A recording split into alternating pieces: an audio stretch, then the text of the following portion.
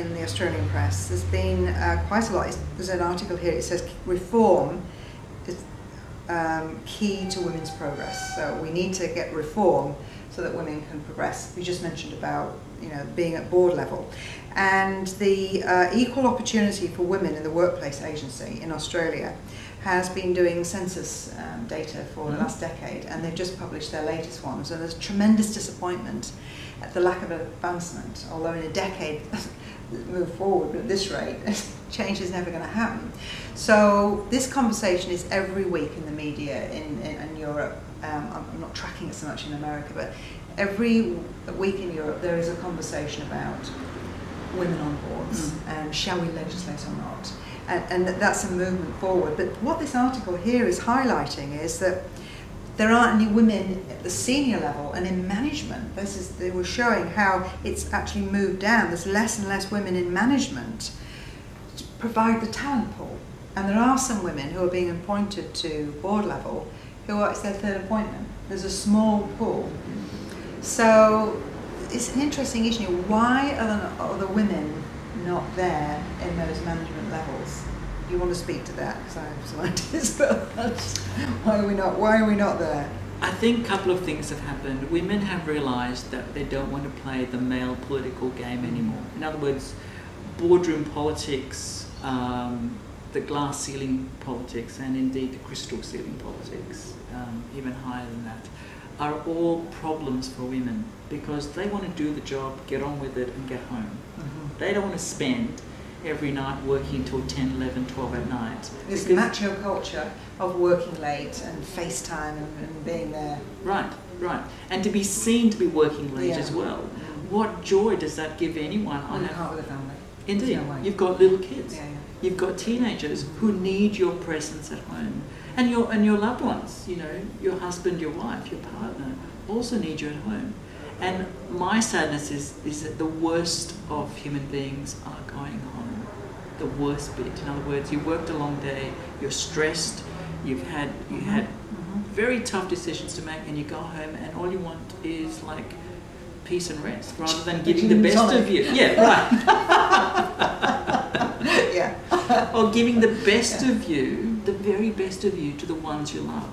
Whereas the very best of you is left back at work. Whereas, this is what I see, increasingly women are a spent force. Right. So much of them, and men too. But we were talking yesterday with your colleagues, it's difficult for men to leave, but I do see more and more women leaving. Yeah. And because they can't take the culture, the values don't work for them, and they leave. And these are the women I meet in the women's circles that I'm hosting, having conversations about women running their own enterprises. And so many professional women have either going to do a version of what they did, as an accountant or a senior finance or a legal person, or in another field in their own business, or they're starting their own enterprise and starting using whatever, what skills they can to start their own business, because it gets them out of it. Now that's a loss of talent, isn't it? Huge loss of talent. This is where the management's going. Yeah, and what are organisations going to do eventually? I mean, it's like in World War II, women were the ones who actually kept the war effort going while the men went and fought. In the factories. Indeed. Building the planes. And then when they took the women out, what happened to all the factories? The men came back. But there was a huge imbalance in terms of culture, in terms of soul thinking, in terms of mindfulness. There's a huge gap. And now we've gone back to the military style of leadership, which is, you've got a general at the top and you've got all the forces down below. Whereas now we've moved past that metaphor. We need to say, how can we partner? How can we expand? How can we grow together? And I think part of the problem with women's slow progress, with some of the articles that we're seeing, is that men are fearful of what do we have to give up. And women are fearful of what do we have to give into. Yeah, I think so many women feel there's such a sacrifice.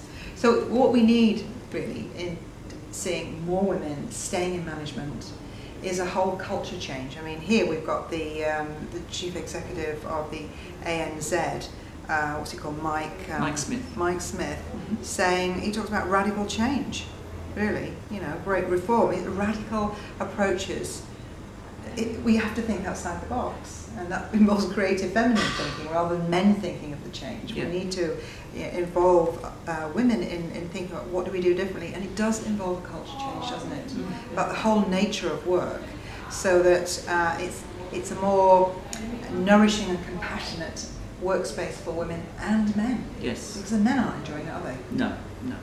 I think you used two key words. It's the notion of nourishment, which to me is quality of life, and compassion, which is to look at people in organisations as people, not as numbers, not as entities, not as something that we can just downsize so much percentage of an organisation. People who've got families and livelihoods, rather than just numbers, we just get rid of them and pay them off and give them some severance. I have a feeling that if women were at the senior levels, they would say, let's all take a pay cut at the senior levels, let's keep the people that we have. I'm not talking about corporate deadwood, I'm talking about people who actually add value to the organisation. Well, the people left are very stressed, aren't they? You know, holding it together.